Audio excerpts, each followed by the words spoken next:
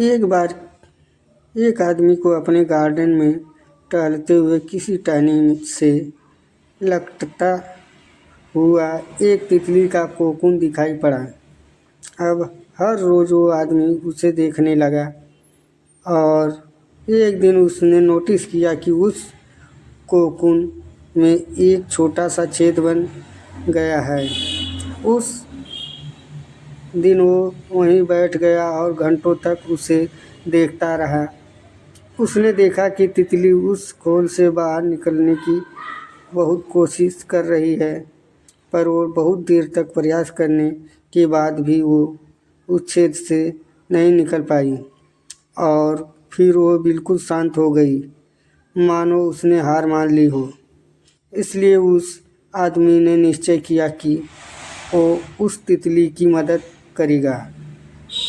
उसने एक कैंची उठाई और कोकून की ओपनिंग को इतना बड़ा कर दिया कि वो तितली आसानी से बाहर निकल सके।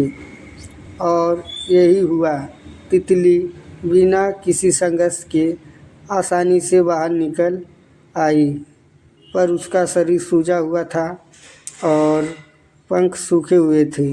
वो आदमी तितली को ये सोचकर देखता रहा कि वो किसी भी वक्त अपने पंख फैलाकर उड़ने लगेगी, पर ऐसा कुछ भी नहीं हुआ।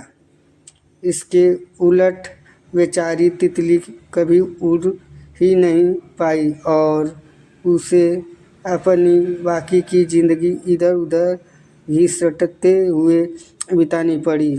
वो आदमी अपनी दया और जल्दबाजी से ये नहीं समझ पाया कि दरअसल कोकून से निकलने की प्रक्रिया को प्रकृति ने इतना कठिन इसलिए बनाया है ताकि ऐसा करने से तितली के शरीर में मौजूद तरल उसके पंखों में पहुंच सके और वो छेद से बाहर निकलते ही उड़ सके। वास्तव में हमारे जीवन में संघर्ष ही वो चीज़ होती है जिसकी हमें सचमुच आवश्यकता होती है। यदि हम बिना किसी स्ट्रगल के सब कुछ पाने लगें तो हम भी एक अपंग के समान हो जाएंगे। बिना परिश्रम और संघर्ष के हम कभी उतने मजबूत नहीं बन सकते जितना हमारी क्षमता है।